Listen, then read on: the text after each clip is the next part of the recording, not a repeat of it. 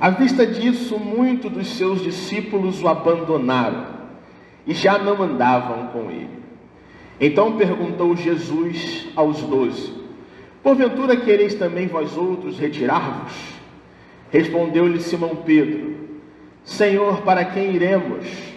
Tu tens as palavras da vida eterna, e nós temos crido e conhecido que tu és o Santo de Deus. Senhor Jesus, ó Pai, ó Espírito Santo, o teu povo se reúne nesta manhã, Senhor, com a expectativa de ouvir o Senhor falando conosco, ó Deus.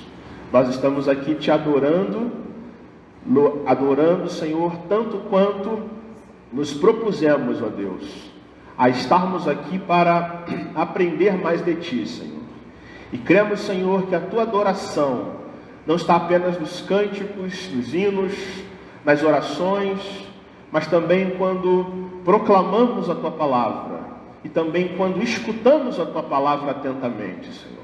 Por isso nós pedimos que o Teu Espírito nos ajude a Te adorar nesta hora, colocando nosso coração em paz contigo, Senhor, para recebermos de Ti, Senhor, a porção valiosa da Tua Escritura Sagrada, Senhor, para aprendermos a ser discípulos Teus, Senhor, para não nos conformarmos com este mundo, mas, Senhor, sejamos transformados pela renovação da nossa mente. E isso se dá apenas, Senhor, quando ouvimos Tua palavra falando conosco, quando entendemos, Senhor, a exortação que há no Teu Evangelho, e quando compreendemos, Senhor, que ser discípulo Teu é um desafio, mas totalmente alcançável por meio da Tua graça e da Tua misericórdia, Senhor. Abençoa-nos nesta hora, Senhor.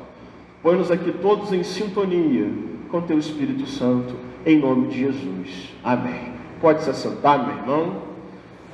João capítulo 6, versos 66 a 69, nos trata de uma passagem muito interessante no ministério de Jesus, porque Jesus vai pontuando os seus discípulos e os ensinando a serem de fato homens de Deus, pessoas prontas para servi-lo, ao contrário do que vai acontecer com muitas pessoas que nesse mesmo texto vão abandonar Jesus. E Jesus, ele refuta uma frase, um ditado antigo, que é aquele que diz que a voz do povo é a voz de Deus. Ou, em latim, se você preferir, vox populi, vox Dei. A voz do povo nem sempre é a voz de Deus. O que é interessante é que quando também a gente olha para a história do povo norte-americano, dos Estados Unidos, essa mesma frase foi proferida por um homem, por um político chamado Samuel Houston, governador do estado do Texas, na segunda metade do século XIX, na beira da guerra de secessão, da guerra civil americana. Samuel Houston se levantou num comício e disse: a voz do povo nem sempre é a voz de Deus. E Samuel Houston, um dos maiores nomes da história política norte-americana, defensor das causas dos povos indígenas, por exemplo, defensor e ferrenho lutador pela abolição da escravidão no país, ele foi governador do estado do Texas e deposto em 1861, justamente por ser contra o exército confederado e não apoiar a secessão americana. Muitas pessoas se opuseram a ele, e ele, num certo comício, diante de pessoas que queriam prendê-lo e matá-lo, ele se levanta como líder daquela região e diz assim: eu nunca permiti que o clamor, ou a paixão, ou o preconceito das pessoas, ou a ambição popular me induzissem a mudar de opinião, quando a minha opinião vai numa determinada direção, quando a minha consciência e razão tenham formado um senso de justiça. E ele diz: a voz do povo nem sempre é a voz de Deus, porque quando demagogos, líderes políticos egoístas conseguem levantar o preconceito público e silenciar a voz da razão, você consegue ouvir o clamor popular dizendo: crucificam, crucificam. A voz do povo nem sempre é a voz de Deus. E quando o povo grita, crucificam, crucificam, então a voz do povo se torna a voz do diabo.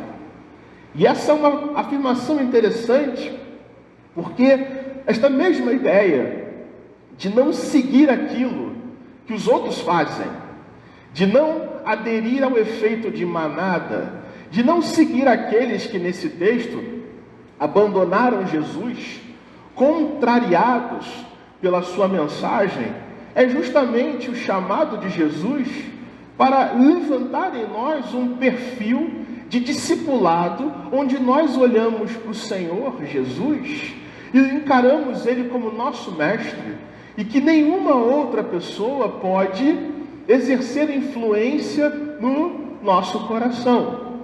Com Jesus, e Ele vai mostrar isso, não existe essa história de todo mundo faz, eu também faço. Não existe aquele ditado, Maria vai com as outras.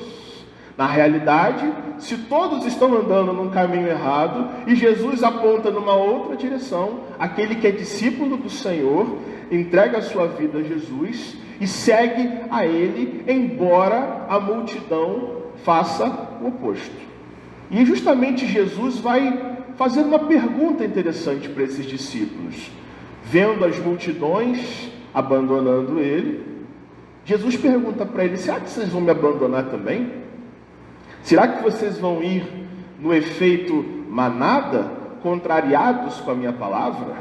Jesus prega para uma multidão, atrai as multidões, multiplica pães e peixes, naquela passagem milagrosa, chega um menino com um lanchinho, 5 pães, 2 peixinhos, e o que é isso para tanta gente? Nas mãos de Jesus, é comida para todo mundo até sobrar. E as multidões ficam fascinadas. Jesus, este grande profeta, que pode nos dar de comer, que multiplica pães e peixes, que pode resolver os nossos problemas hoje, vamos até Ele. Diz o Evangelho de João que muitas pessoas começam a seguir. E Jesus começa a perceber uma coisa naquelas pessoas.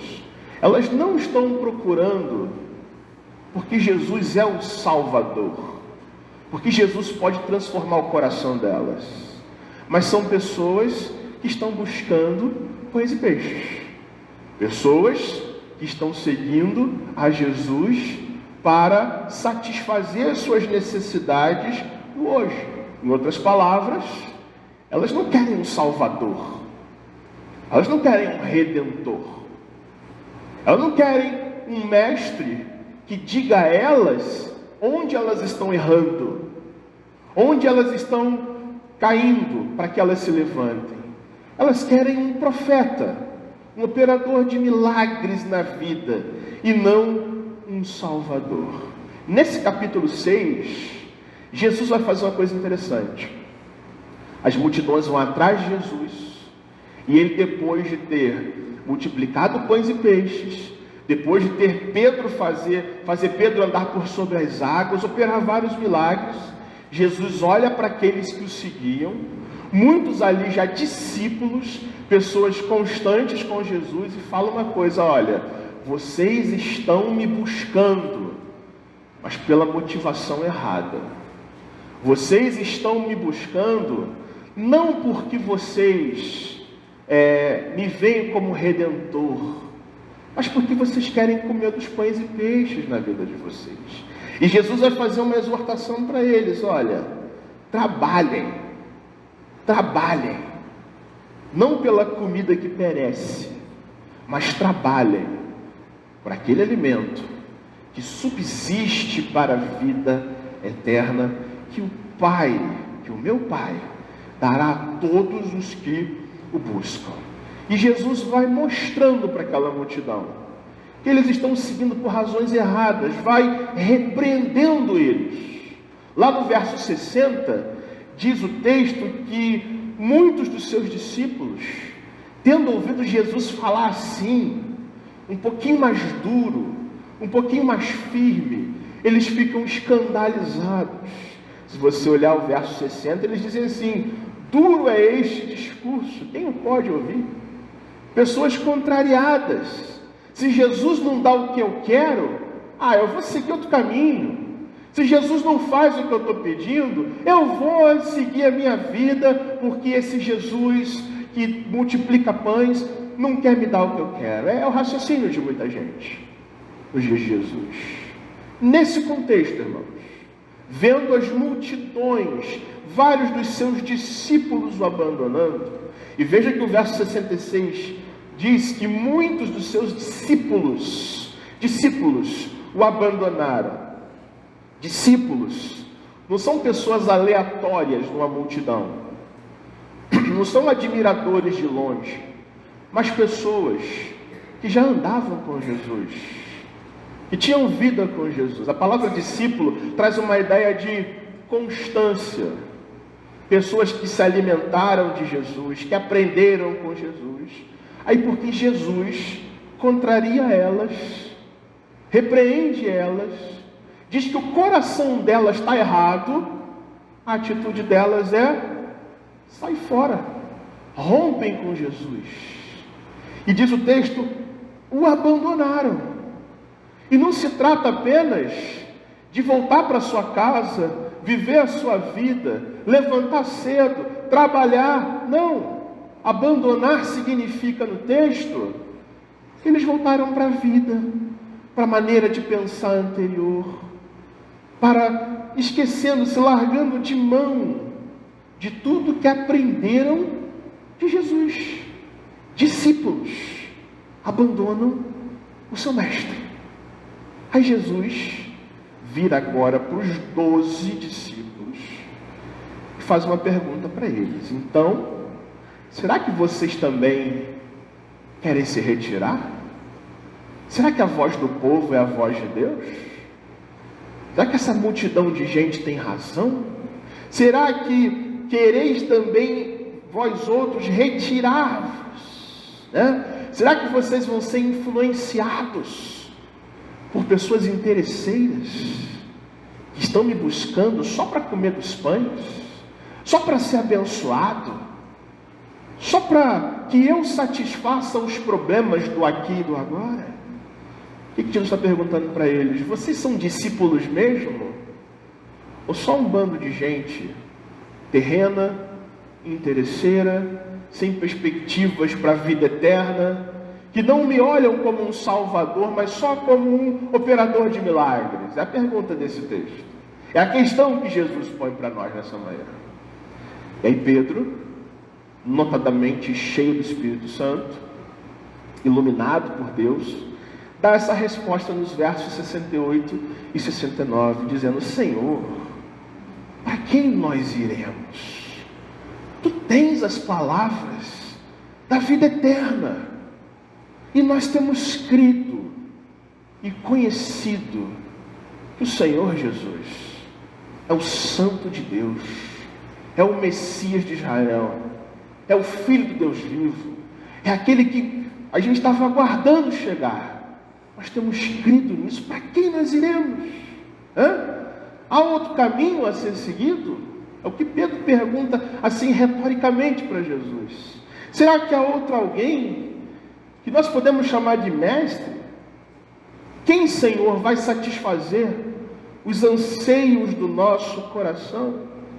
E Pedro responde: o que nós escutamos do Senhor não são palavras mortas, não são palavras vazias, mas são palavras que nos ensinam vida eterna, nos ensinam a viver melhor, nos ensinam amor, nos ensinam graça, misericórdia, nos apresentam o Pai que está nos céus.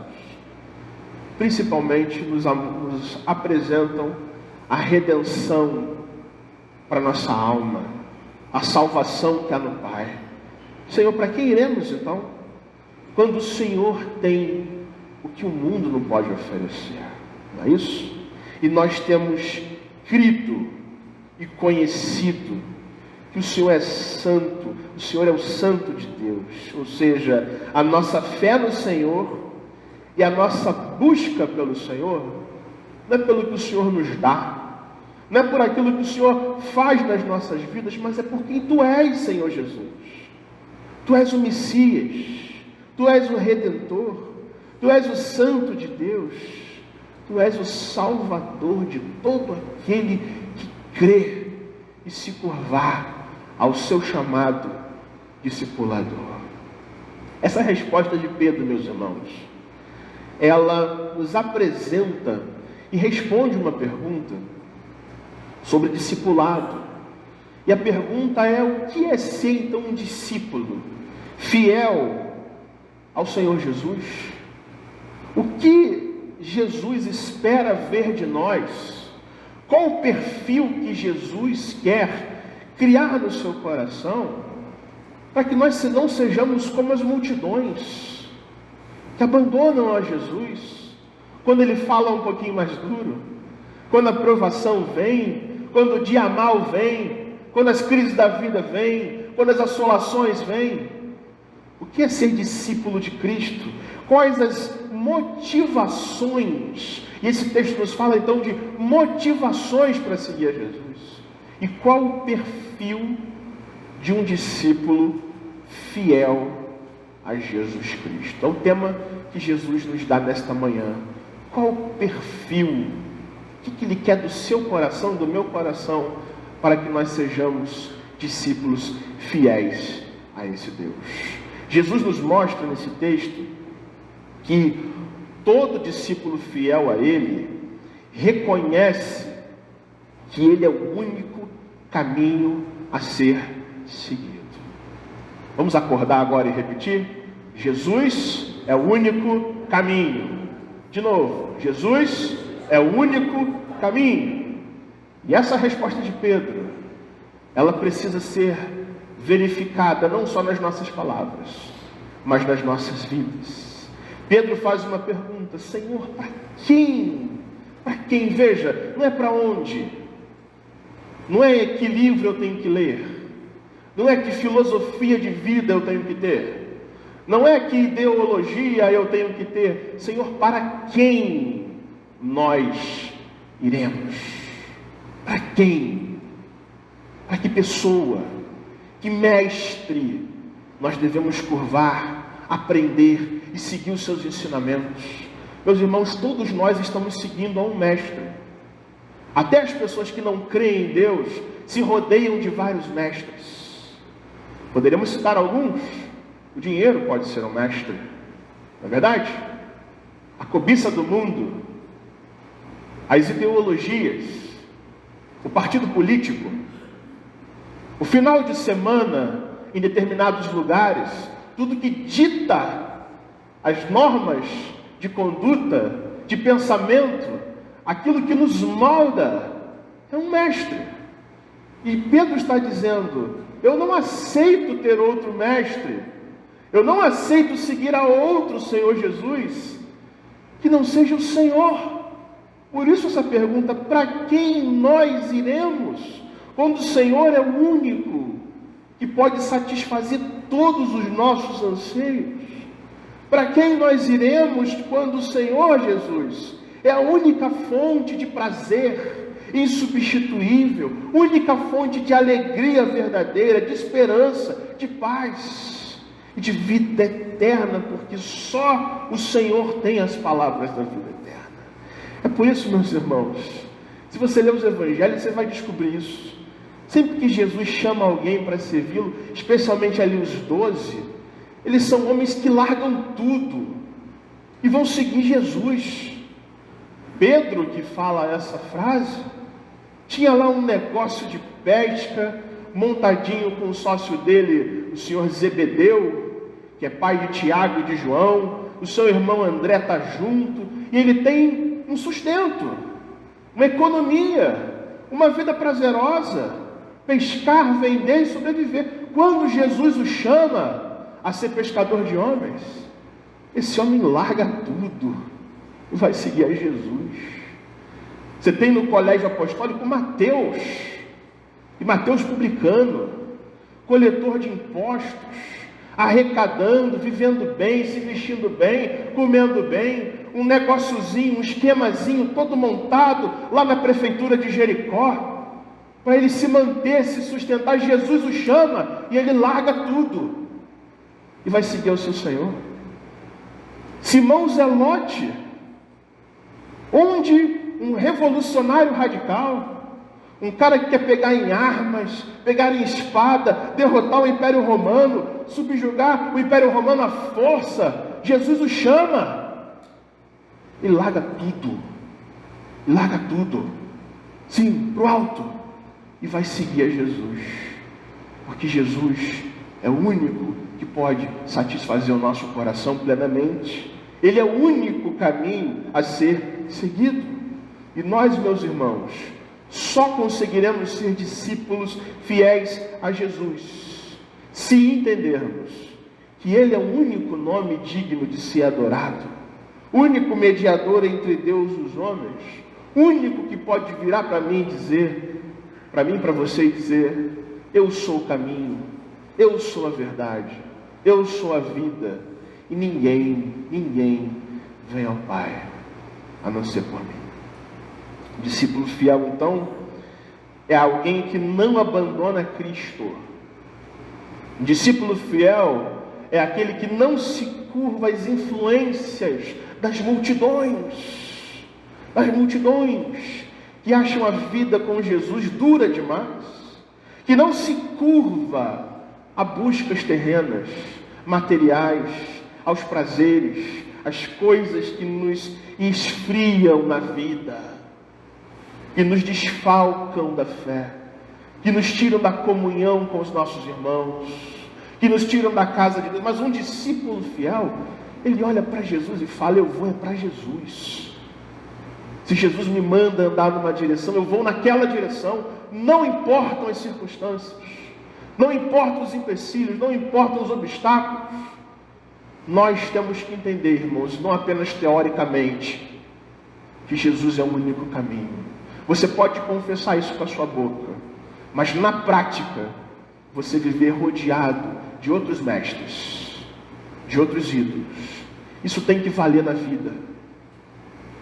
Porque se não valer, irmãos, no primeiro momento, no primeiro susto, na primeira provação, a gente faz exatamente como essas multidões desse texto, abandonam e não querem mais saber de Deus. Jesus nos chama a reconhecer que Ele é o único caminho a ser seguido. Eu pergunto para você, você já entendeu isso? Tanto tempo ouvindo a palavra do Senhor, você já reconheceu que não há outro caminho? Eu não estou falando de salvação apenas, não. Estou falando de vida. Estou falando de compromissos. Estou falando de projetos que você tem. Isso contempla Jesus? Isso glorifica Ele no seu coração? Da sua vida pode ser dito que Jesus é o seu Senhor, o seu Mestre? Quem é discípulo fiel de Jesus reconhece, entende e se curva a Ele como seu único caminho, seu único Senhor, único para quem você pode dizer: eu vou. Para quem nós iremos? E a resposta é Jesus Cristo. Um discípulo fiel também é aquele que ama o Evangelho mais do que as bênçãos de Jesus. Você crê nisso? Repita comigo: amor ao Evangelho mais do que as bênçãos. E preste bem atenção nisso. O nosso Deus é um Deus bondoso, é um Deus abençoador, é um Deus que abençoa você nas coisas grandes da vida, nas coisas pequenas da vida, tão pequenas que às vezes a gente nem percebe. É um Deus abundante, generoso em nos abençoar. Só que esse texto nos diz que a maior bênção que um discípulo de Cristo pode ter é o próprio Evangelho de Cristo. E Pedro diz: Senhor, Tu tens as palavras de vida eterna. Em outras palavras, o próprio Evangelho de Cristo. E o que o Pedro diz aqui é que um discípulo fiel não está buscando em Jesus insaciavelmente, não está botando o coração para seguir a Jesus, porque Jesus dá alimento para o estômago, porque Jesus multiplica pães e peixes, porque Jesus mata a fome física, que logo vai voltar, não é verdade? Que Jesus provê alimento, mas um discípulo fiel busca uma comida que não pertence a esse mundo, um alimento espiritual que nos leva à vida eterna, que é justamente, irmãos, nós crermos e nos apegarmos às palavras de vida eterna. Não se trata de buscar pães e peixes para nós, irmãos, mas pedir a Jesus que Ele multiplique uma outra coisa. Que Ele multiplique fé no nosso coração. Que Ele multiplique certeza em nós de que somos salvos. Que Ele multiplique em nós consciência de que Deus é santo. Tão santo que nos chama a um viver santificado. Um discípulo fiel busca Jesus por causa do seu evangelho. O que são as palavras de vida eterna, irmãos? É justamente crer que Jesus morreu pelos nossos pecados.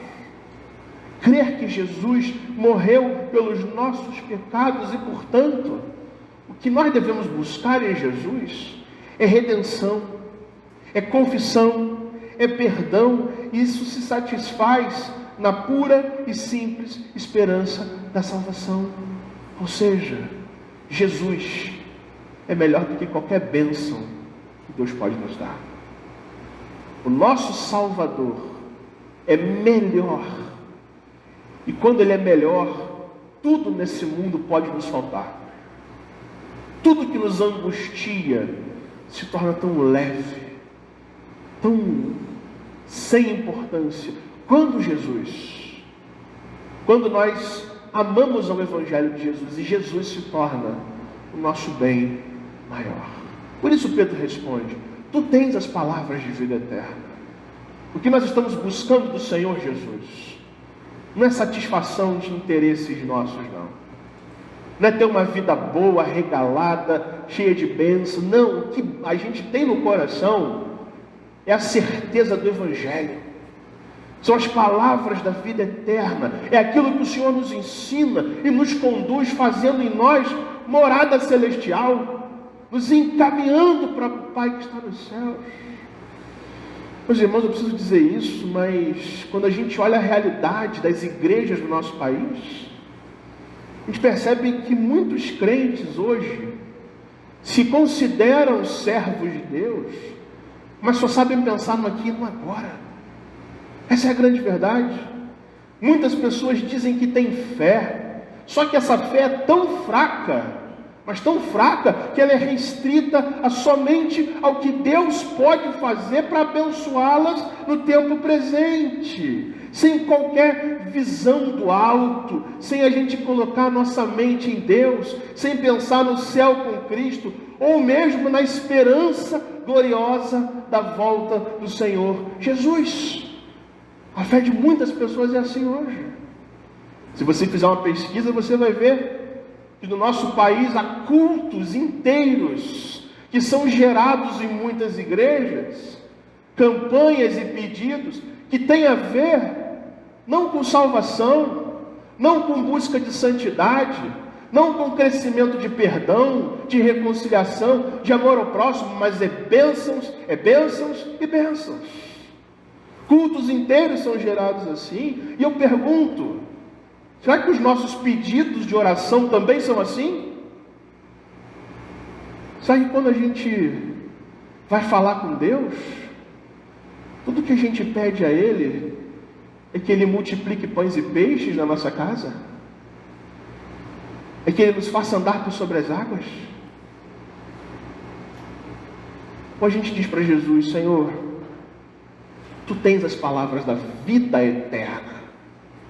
A vida eterna, infinitamente superior a esta vida, infinitamente melhor. E portanto, Jesus, Me ensina a ir para o céu, porque é para lá que eu quero ir.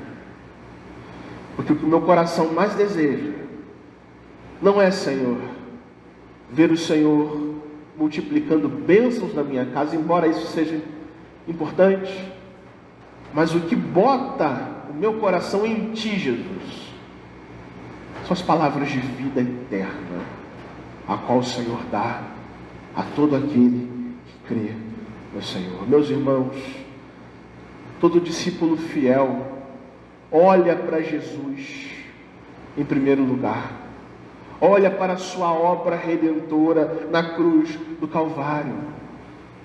Cristo morreu pelos nossos pecados. É por isso que Paulo diz lá em 1 Coríntios 15, se a nossa esperança em Cristo se limita apenas a esta vida, nós somos as pessoas mais infelizes de todas. E às vezes, irmãos, nós nos situamos de forma errada, e às vezes ficamos infelizes desnecessariamente. Sabe por quê? Porque a nossa esperança não está em Jesus, que a nossa esperança não está nas palavras de vida eterna, mas muitas vezes a nossa esperança com relação a Jesus é a multiplicação de pães e peixes. É o que Ele pode fazer aqui hoje para resolver a minha angustiazinha aqui agora. Jesus chama você a olhar para o seu glorioso Evangelho, a olhar para a sua cruz, a olhar para a sua morte, para a sua ressurreição, para que você tenha vida, e vida eterna, e vida abundância neste mundo. Por fim, Jesus nos ensina, esse texto nos ensina, que todo discípulo fiel não somente crê nele, não somente crê no Senhor Jesus, mas também busca conhecer o seu Mestre. Vamos repetir? Conhecer quem é Jesus. O que você deve buscar, meu querido irmão e minha querida irmã, é conhecimento de quem é o teu Mestre. Você conhece o teu Salvador? Intimamente e profundamente? Ou só apenas de ouvir falar? Ou só apenas das práticas religiosas da igreja? Pedro fala no verso 69, e nós temos crido e conhecido, Jesus, que Tu és o Santo de Deus. Olha os verbos. Nós temos crido e nós temos conhecido. Ou seja, nós cremos que Tu és o Santo de Deus. Nós botamos a nossa esperança, nós descansamos nessa verdade. Mas também nós conhecemos. Ou seja, nós temos entendimento e desejo de intimidade com o Senhor. E Pedro diz, conhecemos que Tu és o Santo de Deus. Sabemos quem Tu és, Jesus. E sabemos o que o Senhor veio fazer nesse mundo. Qual é a Tua missão neste mundo, que é justamente salvar o pecador. Isso é uma palavra, irmãos, que precisa desafiar a gente nessa manhã. Porque você pode, de repente, crer em Jesus, mas se te falta conhecimento dele, muitas decisões erradas você toma na sua vida, por não conhecer o teu Salvador, por não conhecer a palavra que este Salvador te deu, para você andar nos caminhos dele. Todo discípulo fiel busca conhecimento. Não adianta você dizer, mas eu amo Jesus, eu sou uma pessoa boa, quando amar a Jesus significa andar os seus caminhos. Quando a gente, na vida, a gente se interessa por alguém, seja para namorar, seja para casar, seja para ir numa direção, instintivamente nós queremos conhecer. Quando você quer casar com uma pessoa, é assim, não é? Ninguém casa sem conhecer. Pelo menos deveria ser assim, né? A gente quer conhecer tudo sobre aquela pessoa. E com Jesus é diferente. Se você pode dizer, eu amo a Cristo, isso devia encher o seu coração de querer conhecê-lo mais e mais. Isso passa, meu irmão, pela sua vida na igreja. Isso passa pelo seu compromisso em ler a palavra de Deus. Isso passa com o seu compromisso de estar na escola dominical, por exemplo. onde a palavra é ensinada, onde você conhece mais ao Cristo, que essa palavra diz. Por isso que nós somos uma igreja comprometida com o ensino da palavra de Deus. Por quê? Porque podemos achar que temos fé em Jesus, mas sem conhecimento, sem você dizer, eu tenho crido e conhecido que Tu és o Santo de Deus, Senhor Jesus. Sem esse conhecimento, irmãos, o primeiro vento de doutrina, a primeira heresia, o primeiro ensino falso, faz você se tornar igual às multidões, abandonar Jesus.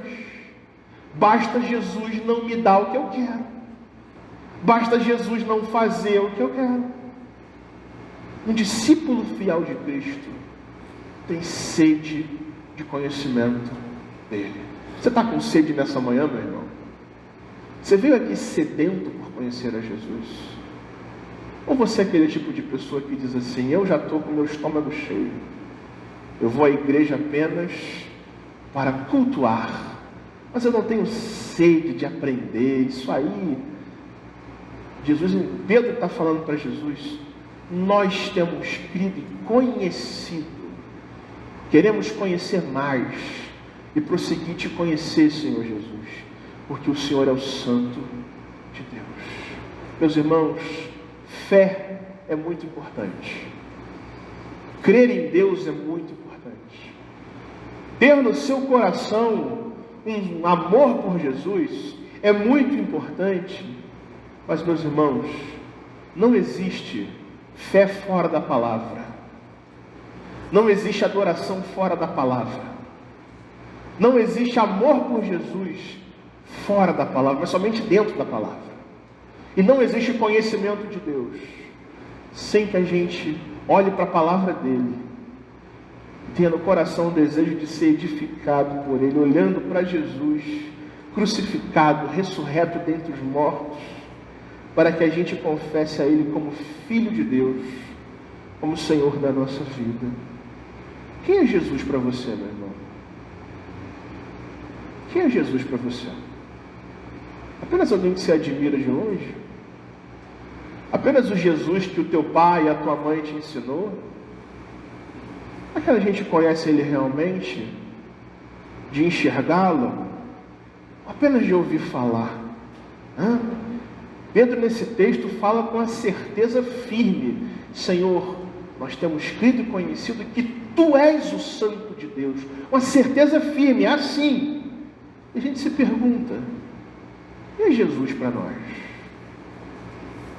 Aliás, o que você veio fazer aqui nessa manhã? Ninguém entrou nesse culto aqui porque é ateu, meu irmão. Se há uma coisa que nós temos em comum aqui, é que todos nós sabemos que Deus existe. Se você fosse ateu, você não estaria aqui, não é verdade? Todos nós temos uma certeza, existe Deus. Mas a minha pergunta é um pouquinho mais profunda. Você que sabe que Deus existe, quem é Jesus para você? Apenas alguém que morreu na história 2000 anos atrás? Apenas um profeta bondoso? Apenas um homem bom que é exemplo para todo mundo? Apenas alguém que multiplicou pães e peixes e deu de comer à multidão? Apenas alguém que morreu numa cruz, sofreu muito? Coitadinho dele, né? Coitadinho dele, sofreu tanto. Ou você pode confessar com a sua boca que Jesus é o Filho de Deus, que Ele é o Santo de Deus, que Ele é o Messias de Israel, o Redentor da humanidade, o único mediador e intercessor entre você e o Pai que está nos céus. Mesmo que você seja crente, meu irmão, tem certeza que você crê nisso realmente? Ou a sua fé é apenas a fé das multidões, que se fartam dos peixes, que se alimentam do que Jesus faz, que são abençoados por esse Jesus desconhecido, mas sem qualquer compromisso de confessá-lo, que Ele é o Filho de Deus, teu Senhor e teu Salvador. Paulo diz em Romanos que se você confessar com a sua boca Jesus como Senhor e crer que Deus o ressuscitou dentre os mortos, você é salvo. Porque com o coração você crê para a justiça, e com a boca você confessa para a salvação. Cristo é realmente o nosso Senhor? Nós temos tido conhecimento de que Ele é o nosso Mestre, e que, portanto, já que é assim, a nossa vida tem que ser repensada em tantas coisas. Quero aplicar a você esse texto, irmão, nessa manhã, dizendo que todos nós que queremos ser discípulos de Cristo, nós precisamos aprender a buscar satisfação apenas em Deus. Cristo chama você nessa manhã, se você crê nele como seu Senhor e Salvador, a buscar satisfação para a sua vida somente nele. Somente Ele é o caminho, somente Ele é a verdade, somente Ele é a vida, e ninguém mais pode ser Senhor do nosso coração. Para quem nós iremos, senão para Jesus? Cristo é o único que nos dá sentido para a nossa vida. Cristo é o único em quem nós nos encontramos na nossa vida. E somente Ele pode nos preencher os nossos vazios existenciais de vida. E nenhum outro pode fazer isso. Jesus te chama, meu irmão, a ter satisfação somente nele. A parar de olhar um pouquinho para os problemas da sua vida. Que a grande verdade é que todo mundo que crê em Cristo tem problema na vida. Inclusive eu. Os nossos problemas não são maiores do que Jesus. Não é que era aquela frase antiga? Não mostre para Jesus o tamanho do seu problema, mas mostre, como é que é? Mas mostre para o teu problema o tamanho de Jesus. Porque a gente tem que se satisfazer nele. E quem descansa em Jesus, quem se satisfaz em Jesus, é um discípulo fiel. Você tem se satisfeito em Jesus? Ou será que a gente se envolve em tantas buscas, como se a nossa vida fosse tão vazia, tão cheia de case por case? Se Jesus é o único para quem nós iremos, irmãos, Ele tem que encher o seu coração hoje. Ele tem que mudar o seu coração hoje para a glória dele. Jesus também nos chama a descansar o coração somente nas promessas que vêm do Evangelho. Porque é isso, somente o Evangelho, somente Jesus tem as palavras de vida eterna. E portanto Ele te chama a descansar no fato de que Ele deu a vida dele por você. Você pode estar no fundo do poço. Você pode estar nos momentos mais conquistadores e vencedores da sua vida. Ainda assim, você vai precisar amar o Evangelho. E saber que a sua suficiência vem de Cristo. E saber que Ele morreu pelo seu pecado. Para que você seja um discípulo fiel. E não uma pessoa na multidão que só busca Jesus pelos pães e peixes. Jesus também nos chama a nós fazermos uma terceira coisa, que é mais profunda do que essas duas aplicações. É nós nos curvarmos a Ele. É nós nos rendermos a Ele. É nós servirmos somente ao propósito de Jesus para a nossa vida. Esse texto termina dizendo que nós temos crido e conhecido que Tu és o Santo de Deus. É alguém com propósito nesse mundo e, portanto, nós temos que nos apegar ao fato de que Cristo nos ama, Cristo nos salva, Cristo nos dá satisfação, Cristo nos chama a descansar no seu Evangelho, mas tudo isso para que a nossa vida seja instrumento nas mãos dele, para que a gente se adeque à missão de Deus nesse mundo, missão que Deus tem especificamente para a sua vida nesse mundo. Não desperdice sua vida, meu irmão. Não desperdice seu coração em buscas terrenas, pequenas, quando Jesus, que é o Santo de Deus, te chama a ser discípulo dele. Você é um discípulo de Cristo? Você é alguém capaz de olhar para Jesus e entender que Ele não é apenas fonte de bênçãos, mas fonte de uma vida transformada? Você pode reconhecer no Senhor e Salvador, não alguém que multiplica pães e peixes na sua casa. Multiplicar pães e peixes é uma grande bênção. Ter uma saúde boa é uma grande bênção.